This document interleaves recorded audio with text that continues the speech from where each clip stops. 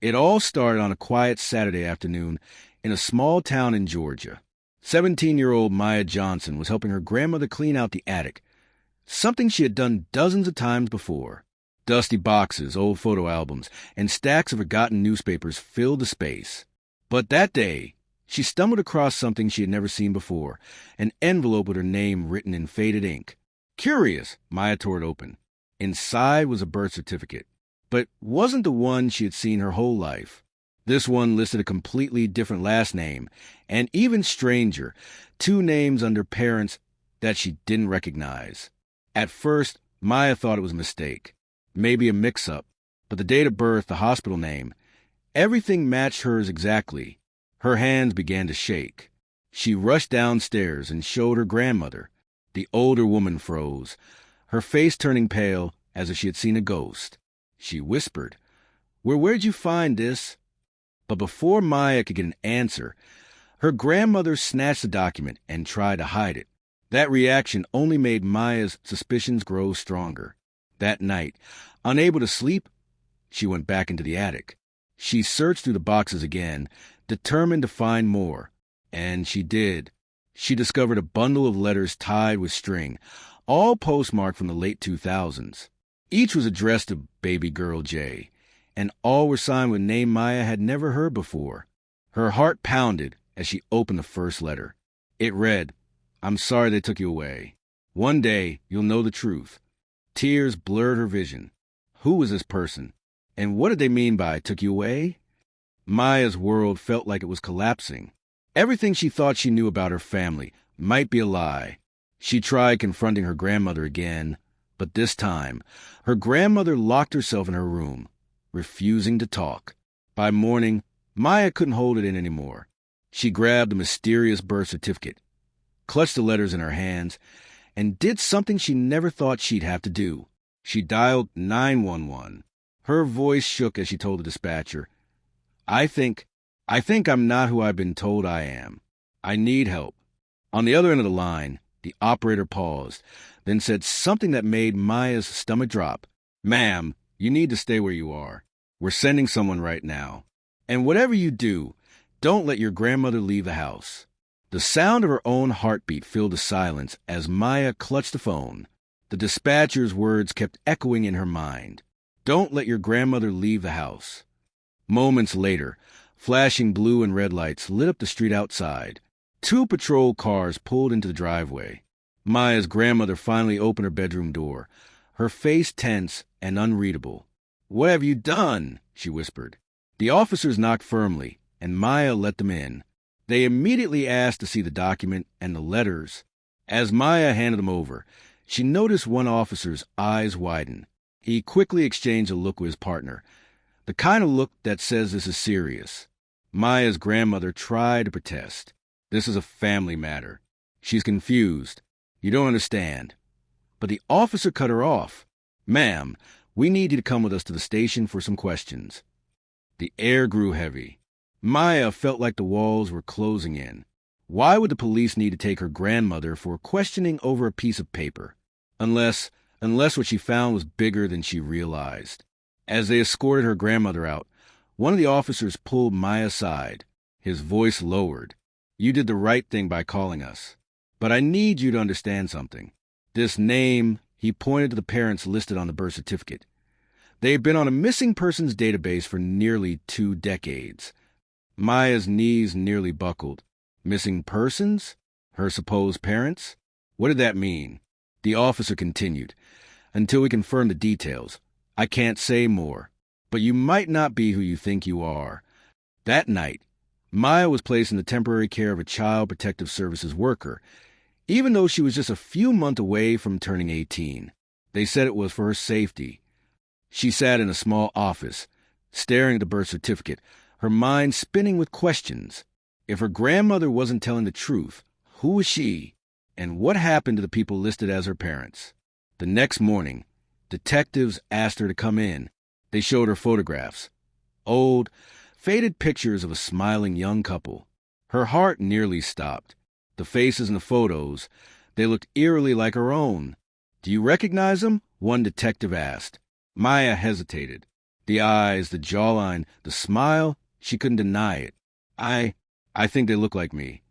The detective leaned forward. Maya, these are the people listed on your birth certificate. And here's what you need to know. They disappeared under mysterious circumstances just days after you were born. Her stomach twisted. So, are you saying my grandmother isn't my real grandmother? The detective didn't answer directly. Instead, he slid a file across the table.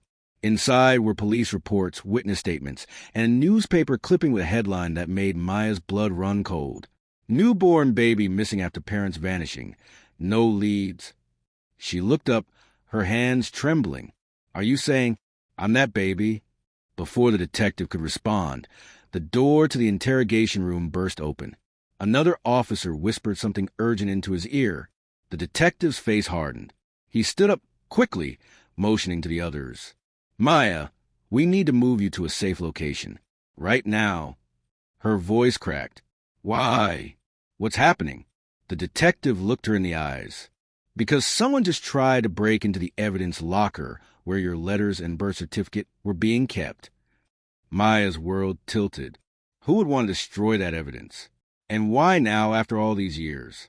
As she was rushed out of the building and into an unmarked car, one thought haunted her mind. If my grandmother isn't who I thought she was, then who is she really? And more importantly, what happened to my real parents?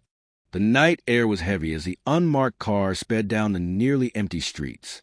Maya sat in the back seat, clutching her backpack, her mind racing. Who would want to destroy the birth certificate and letters? And why would her grandmother keep such a secret for nearly 18 years? The detective in the front seat finally spoke.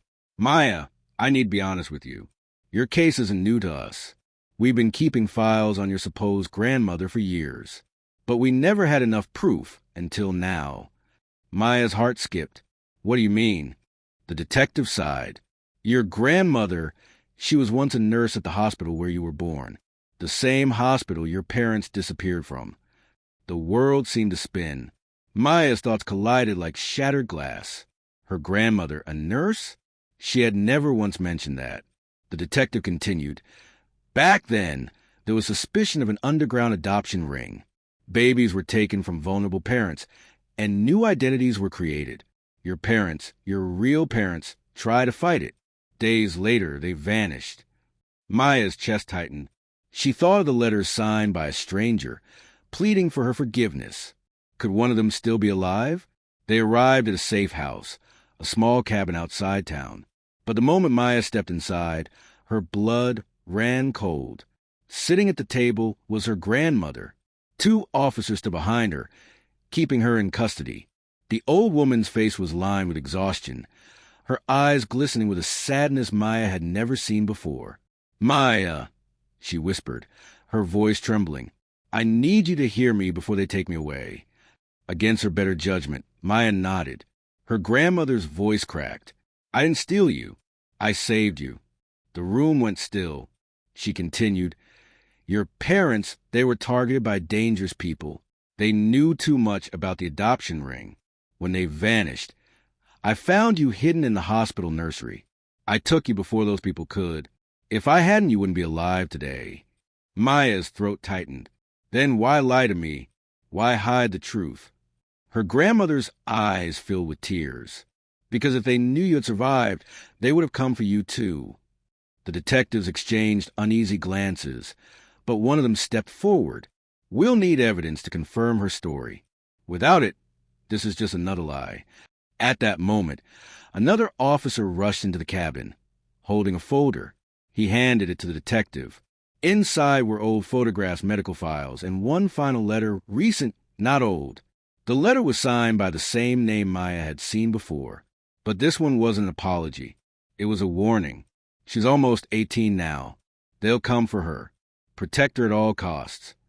Maya's breath caught in her chest. The signature at the bottom made her hands tremble. It wasn't from a stranger. It wasn't from her grandmother. It was signed by her father. Alive. Somewhere. Maya's knees buckled as the truth sank in. Her grandmother hadn't been her enemy. She had been her shield. And now, If her father was still out there, everything she thought she knew about her past was only the beginning. The detective closed the folder, his expression grim. Maya, this case isn't over. Not by a long shot. But tonight, you learned one thing for sure. Your story isn't one of lies. It's one of survival. Maya wiped her tears, her heart pounding with fear and hope. She whispered to herself, "Then I'll find him, no matter what it takes."